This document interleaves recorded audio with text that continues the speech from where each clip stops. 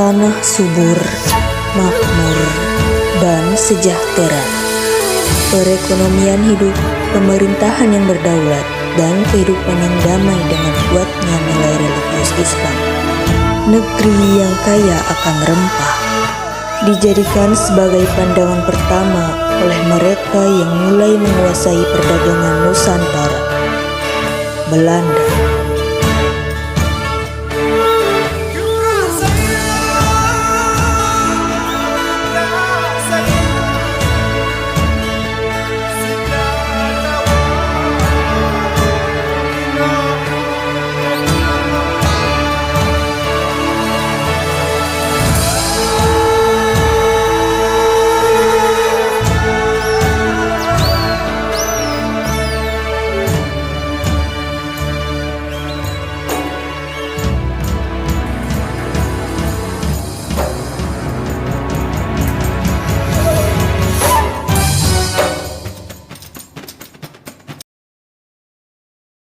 Ya, dulu Aceh dan Belanda menjalin kerjasama hingga akhirnya tercipta hubungan yang baik dan mesra. Sampai akhirnya muncul hasutan iblis yang melahirkan keinginan Belanda untuk menguasai tanah Aceh. Rencana, siasat, taktik, dan putar belit disusun sedemikian rupa oleh Belanda demi menguasai tanah Aceh. Masuk akal, siapa yang tidak tergiur dengan negeri seindah Aceh? Rasanya tidak cukup jika hanya singgah sebentar. Lebih puas jika bisa menetap, bukan begitu? Kabar ini akhirnya terdengar oleh Aceh. Tentunya mereka tidak akan tinggal diam. Aceh dan semangatnya bertekad untuk melawan Belanda apapun yang terjadi. Tidak peduli apakah pertumpahan darah akan terjadi, tanah tempat mereka lahir tidak akan pernah jatuh ke tangan Belanda.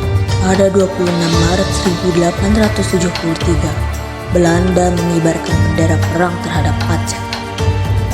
Di masa itu, seorang pria Aceh memiliki rencana yang beresiko. Itu dilakukannya demi mempertahankan tanah air kelahirannya. Beliau berusaha menjalin hubungan dengan bangsa Belanda. Tak peduli bagaimana ia terus diteriaki sebagai pengkhianat oleh rakyat Aceh. Tidak pula menghiraukan nasihat sang istri yang tak mau suaminya bersekongkol dengan Belanda. Dialah Teku Umar. Beliau berhasil membangun hubungan yang baik antara dirinya dengan Belanda. Sampai-sampai dijadikan komandan unit pasukan dengan kekuasaan penuh dan mendapat gelar Teku Umar Johan Pahlawan. Umar menggunakan kesempatan ini dengan baik. Ia menyiapkan pasukannya dengan rakyat Aceh, mencuri persenjataan dan harta yang dimiliki oleh Belanda. Mendengar kabar ini, Belanda yang merasa telah dikhianati oleh Teku Umar pada akhirnya melancarkan serangan besar-besaran.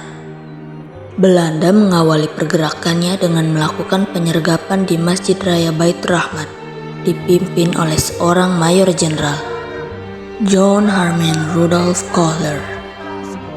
Kala itu, Sultan Mahmud Shah dan rakyat Aceh yang berada di masjid terkejut dengan penyergapan yang dilakukan Kohler beserta pasukannya. Maka dengan persenjataan seadanya, sang Sultan memimpin perlawanan tersebut. Sang jenderal dikabarkan tewas tertembak dalam pertempuran ini. Namun kabar buruknya, masjid berhasil dikuasai oleh Belanda. Pasukan Belanda kembali pada tanggal 26 Januari 1874 dipimpin oleh Jenderal Jan van Swieten. Melihat kedatangan Belanda, pasukan Aceh pun tidak tinggal diam. Dipimpin oleh Teku Umar, mereka merencanakan penyerangan besar-besaran ke Melabok. Namun, nasib malang setia berpihak pada mereka. Belanda berhasil mengetahui rencana ini dan malah memutar balik keadaan. Dipimpin oleh Van Swieten, Belanda melakukan penyerangan kala Umar dan rombongannya dalam perjalanan menuju Melabok. Rombongan Umar dikepung, serangan dadakan itu tidak dapat terelakkan.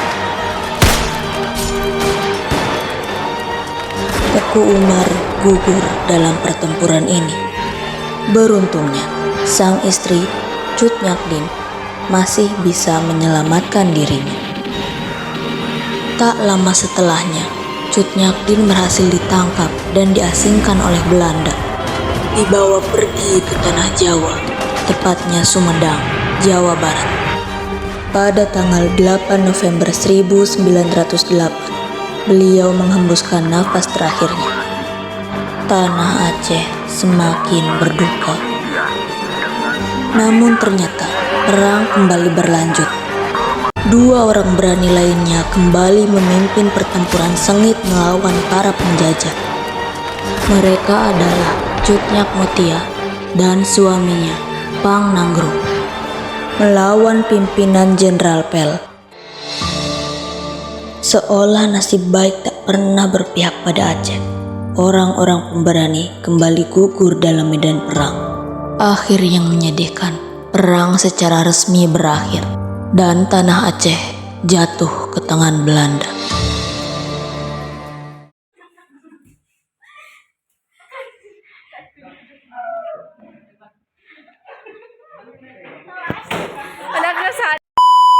Melakukan perampokan sekolah ini melakukan pencurian senjata, nanti kamu ke sana, kamu ke sana, kamu ke sana.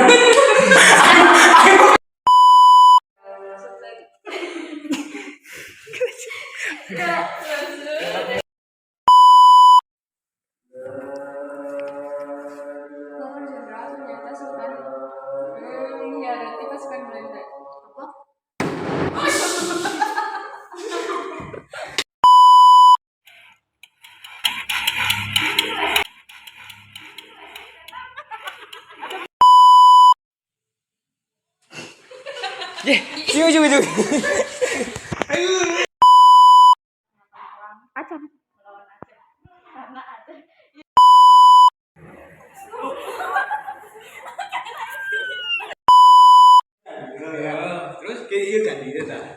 Kan dia dah asuh. Israel ini. Iya kan dia kayak asuh.